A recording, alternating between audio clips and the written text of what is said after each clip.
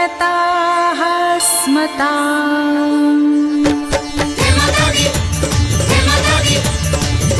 देवों ने महादेवी से पूछा, हे देवी बतलाओ, कलयुग में जो भला करे भक्तों का, ऐसी युक्ति बतलाओ। बोली माता जो नर नारी मेरा ध्यान धरेंगे, उनका होगा कल्याण जो नवरात्रि व्रत पूर्ण करेंगे। सप्तसती कथा सुनेंगे, माता का ध्यान धरेंगे।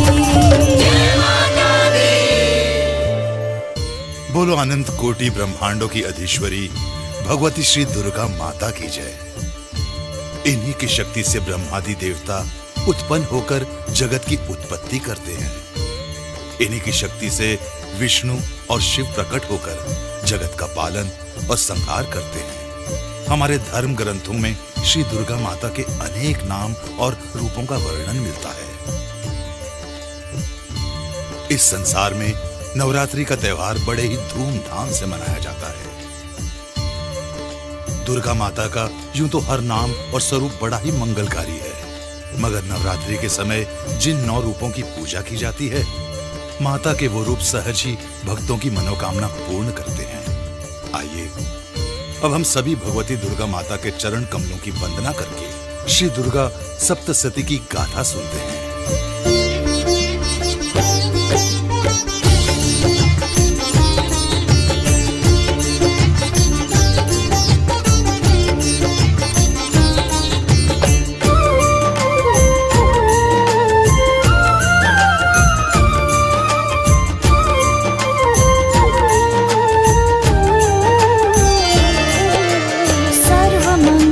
शिवा भवानी है मंगल करनी, महाशक्ति महादेवी दुर्गा माता जग जननी।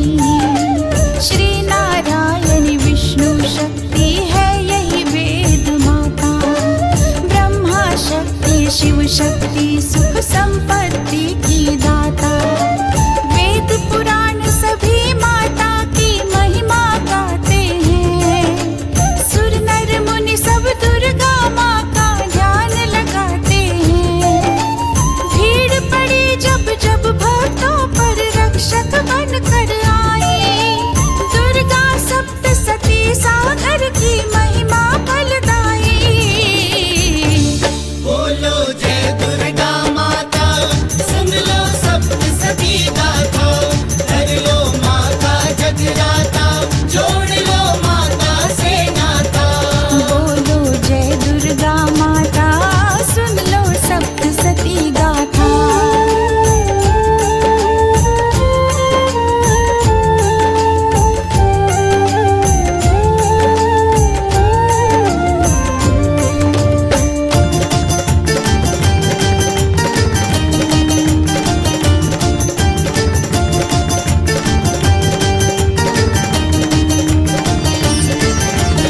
इस धरती पर नवरात्रि का पर्व महापावन, दिव्य रूप है नौ माता के अनुपम मन भावन।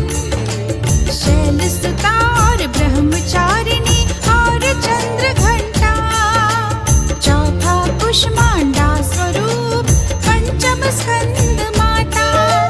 कात्यायनी छठवा स्वरूप सातवा काल रात्रि, महापूज्य है रूप आठवा माँ का महागौरी। सिद्धदायिनी स्वरूप नौवा सकल सिद्धदाई, दुर्गा सप्तशती सागर की महिमा फलदाई। बोलो जय दुर्गा माता, सुन लो सप्तशती गाथा, कर लो माता जगराता, जोड़ लो माता से नाता। बोलो जय दुर्गा माता, सुन लो सप्तशती गाथा। ये देवी भगवती संपूर्ण जगत में व्याप्त, संपूर्ण जगतधारी, नित्य रूपा और अजन्मा है। लेकिन देवताओं का कार्य सिद्ध करने के लिए अनेकों रूपों में प्रकट होती रही है। पुराणों के कथा अनुसार एक युग के अंत में जब संपूर्ण जगत जलमग्न था, तब समस्त विश्व के स्वामी विष्णु भगवान शेषनाग की शैया पर योग निद्रा का आश्रय लेकर सो रहे थे।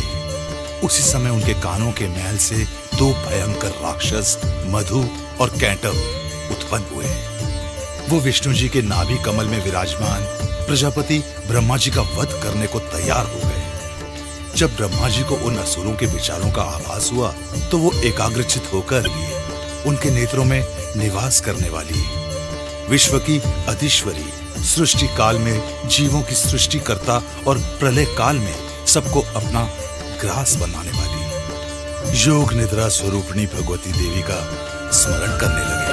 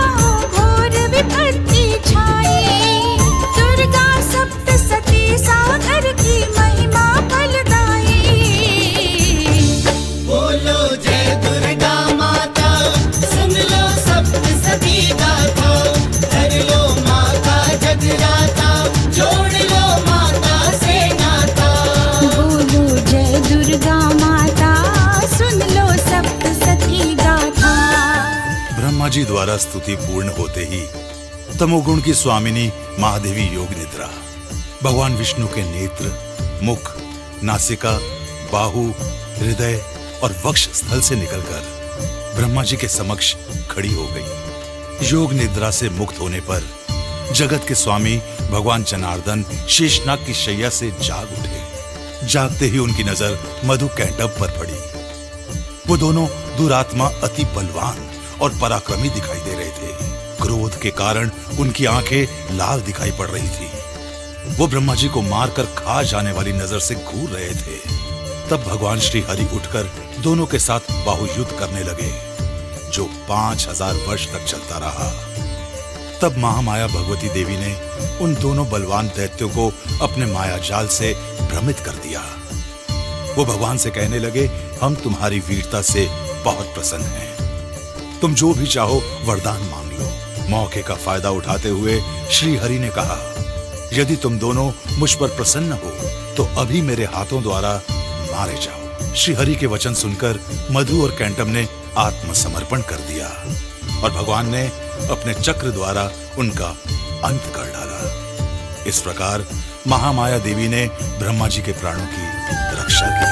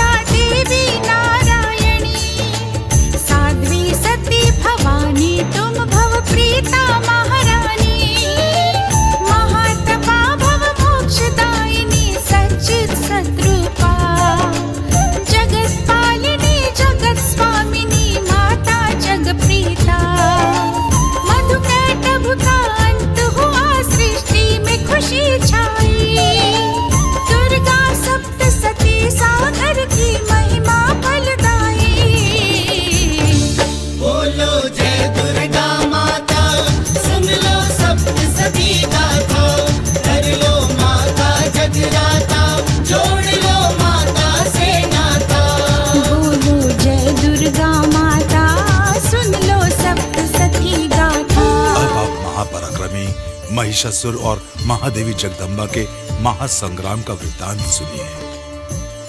बहुत पुराने समय की बात है। देवताओं और राक्षसों में महाघोर संग्राम हुआ जो वर्षों तक चलता रहा।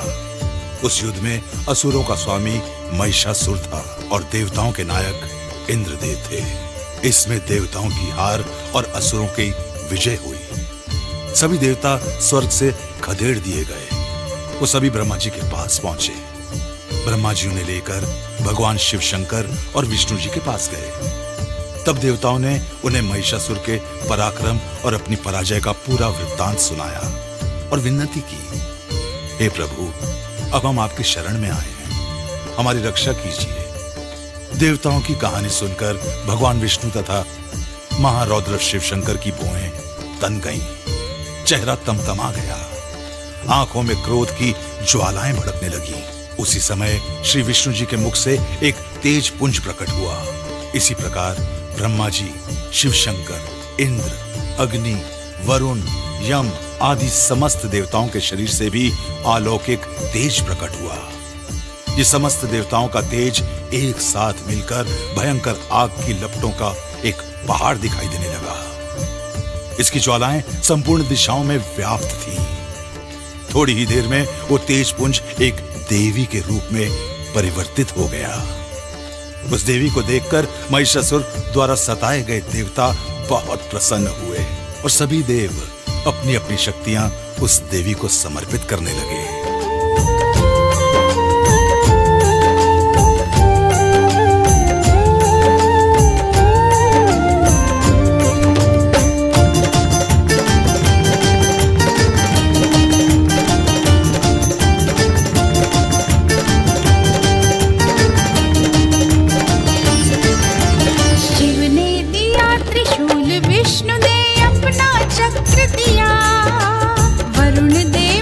शंख इंद्र ने अपना वज्र दिया, वायुदेव ने धनुष बाण, महाकाल ने खड्ग दिया, दुर्लभ शेर हिमालय अग्नि देव ने दाह दिया, काल दंड यमराज वरुण ने पाश दिया अपना, घंटा ऐरावत ने कमंडल ब्रह्मा दिए अपना, सूर्य देव की किरणों से देवी ने चमक पाई, दुर्गा सप्तसती साथ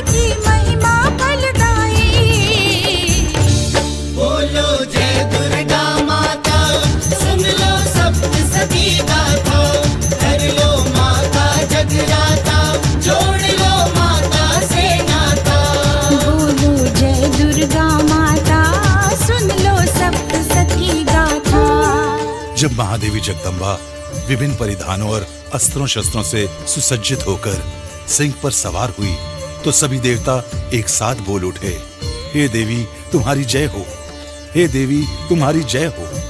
सिंह पर सवार होते ही महादेवी रणचंडी ने ऐसी भयंकर पूर्ण गर्जना की कि जिससे संपूर्ण विश्व में हलचल मच गई। समुद्र में तूफान आ गया, पृथ्वी कांपने लगी, पर्वत हिलने लगे। संपूर्ण त्रिलोकी को भयग्रस्त देखकर महिषासुर अपनी सेना के साथ उस सिंहनाद की ओर दौड़ पड़ा और कुछ ही देर में वहां पहुंच गया जहां पर रणचंडी हजारों भुजाओं से सभी दिशाओं को ढक कर खड़ी हुई थी।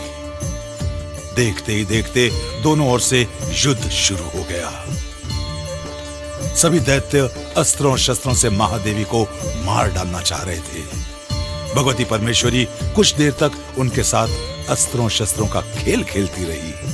फिर अचानक उन्होंने असुरों की सेना का विनाश करना शुरू कर दिया। तब महादेवी का श्रेष्ठ वाहन शेर किसी जंगल में लगी आग की तरह दानव सेना में विचरण करने लगा।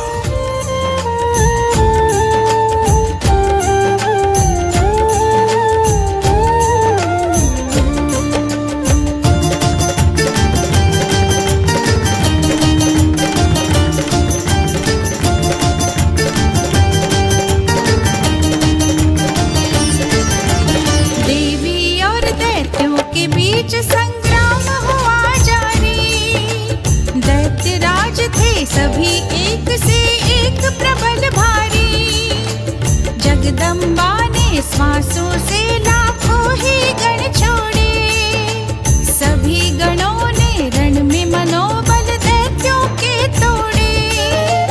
ढोल नगाड़े डफ मृदंग गणवीर बजाते थे, मार काट असुरों जाते थे। पाताल गगन सब कांप उठे, सृष्टि भी घबराई।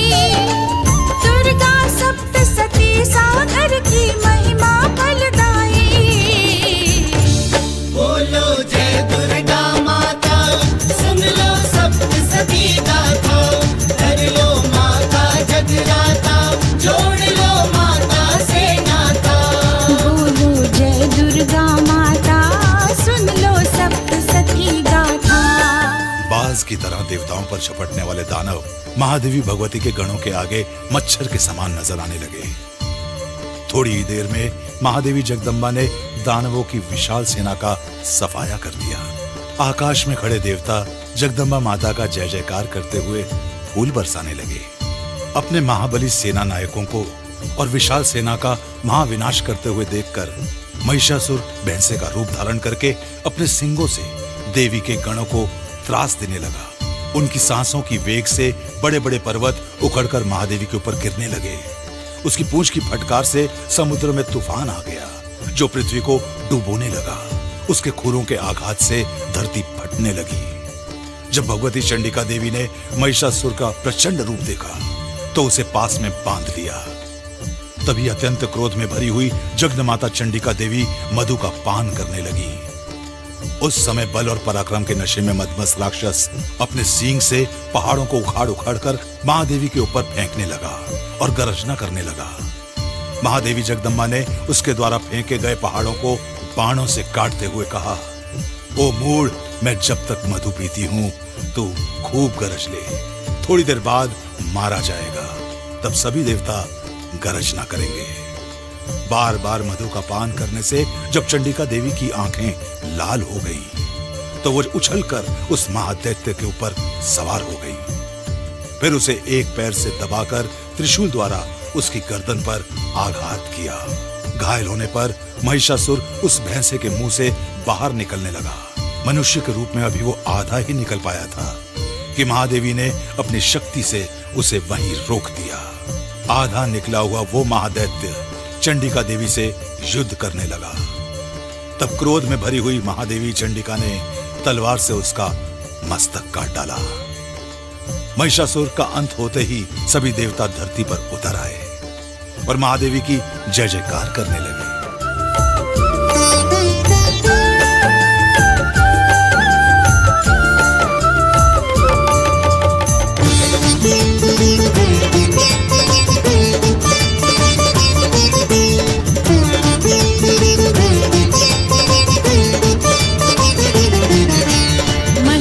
महिषासुर मर्दिनी भगवती नमस्कार तुमको। जय हो दुर्गा गौरी चंडिका नमस्कार तुमको। सतो गुणी रजगुणी तमो गुणी नमस्कार तुमको। दैत्य नाशिनी मंगल करनी नमस्कार तुमको। अम्बा जगदम्बा महारानी नमस्कार तुमको। महादेवी महापारा भवानी नमस्कार तुमको। तुमसा और नहीं है कोई जग में वरदाई। दुर्गा सप्तसती सागर की महिमा फलदाई। बोलो जय दुर्गा माता, सुन लो सप्तसती गाथा। कर लो माता जगराता, जोड़ लो माता से नाता। बोलो जय दुर्गा माता, सुन लो सप्तसती गाथा।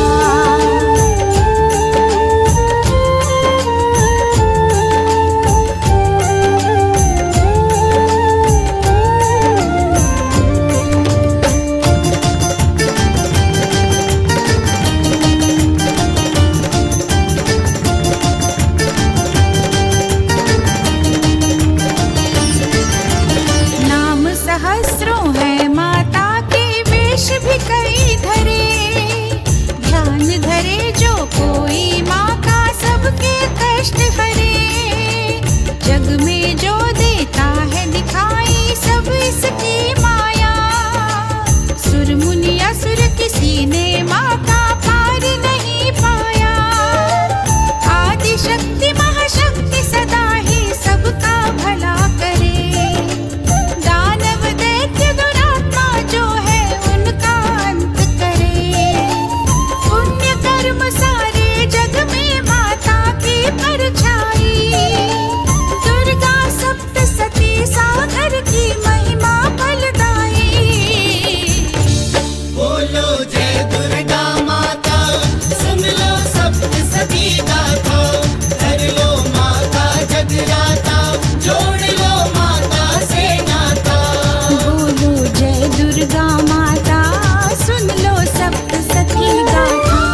एक सृष्टि काल में शुंभ निशुंभ नामक दो भाई महाप्रतापी दैत्य उत्पन्न हुए। उन्होंने इंद्र देवता से तीनों लोकों का राज्य और यज्ञ भाग छीन लिया तथा सूर्य, चंद्रमा, वरुण, यमराज और कुबेर के समस्त अधिकार छीन लिए। वायु और अग्नि को भी अपने अधीन कर लिया।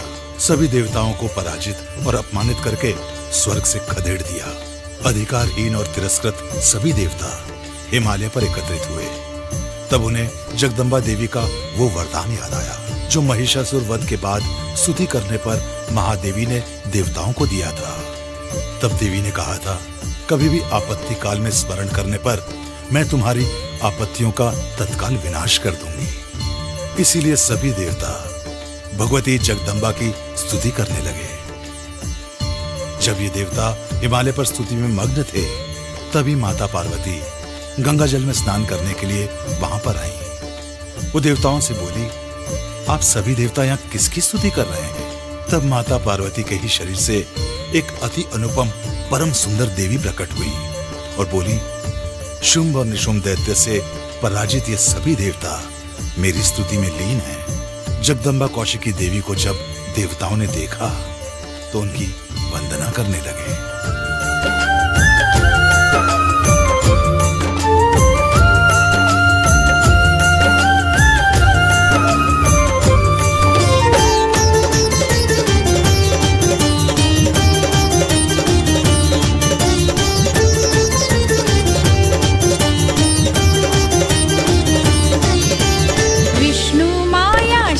भवानी कोटि कोटि नमन।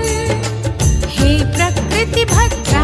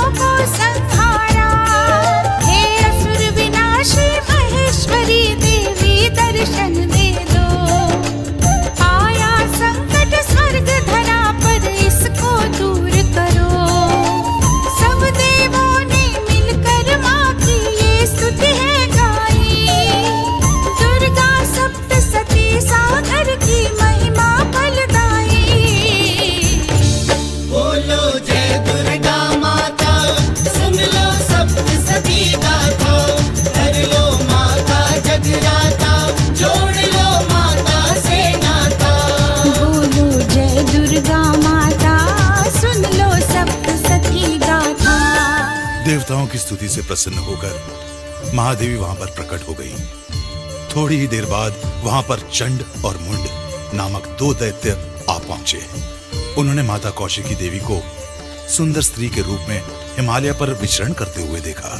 फिर वो तत्काल ही दैत्यराज शुंभ के पास पहुंचे और बोले, है महादैत्य, जब सारे ही उत्तम रत्न आपके अधिकार में हैं, तो इस सुंदर स्त्री रूपी रत्न को क्यों छोड़ रखा है? इसे भी अपने अधिकार में ले लीजिए। चंड और मुंड की बातें सुनकर असुरेश्वर शुंभ ने सुग्रीव दैत्य को अपना दूत बनाकर उस देवी के पास भेजा। हिमालय पर जाकर सुग्रीव देवी से मिला और बोला, हे देवी, दैत्यराज शुंभ और निशुंभ इस समय तीनों लोकों के परमेश्वर हैं।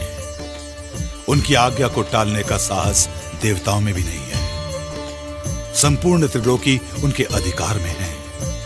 मैं उनका दूत हूं। उन्हीं की आज्ञा से तुम्हें लेने आया हूं। उनका वर्ण करने से तुम्हें अतुलनीय ऐश्वर्य की प्राप्ति होगी। उनकी अनुकंपा से तुम तीनों लोकों की पूजनीय बन जाओगी।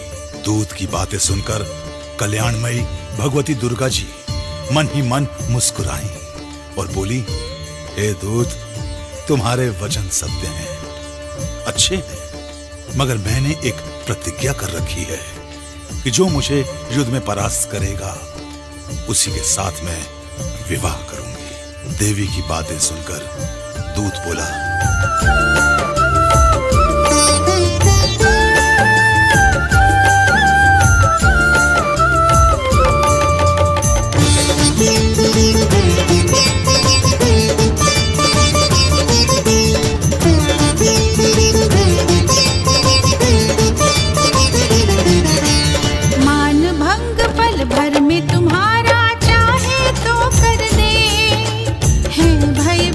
देवता सारे दैत्यों के डर से आज्ञा शुंभ निशुंभ की पालन करते देव सभी। देवों का भी गुरूर टूटा, तुम हो अबला स्त्री। पास चलो तुम उनके, हमारी बात मान जाओ। ऐसा सुनहरा अवसर देवी फिर न कभी पाओ। साथ हमारे छोड़ दो सारी चतुराई। दुर्गा सप्तसती सागर की महिमा फलदाई। बोलो जय दुर्गा माता, सुन लो सप्तसती गाथा। कर लो माता जगराता, जोड़ लो माता से नाता। बोलो जय दुर्गा माता, सुन लो सप्तसती गाथा।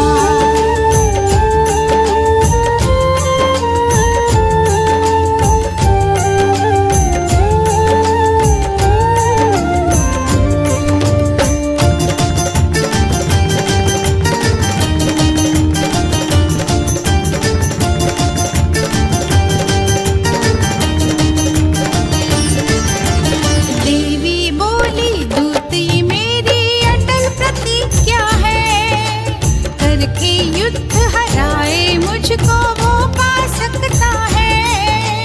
बिन सोचे समझे कर डाली मैंने प्रतिज्ञा ये। अब क्या करूं बताओ बंधी मैं अपनी प्रतिज्ञा से। ना जाने कब होगी पूरी मेरी प्रतिज्ञा ये। या रहूं कुंवारी सारी उम्र में बंधी प्रतिज्ञा से।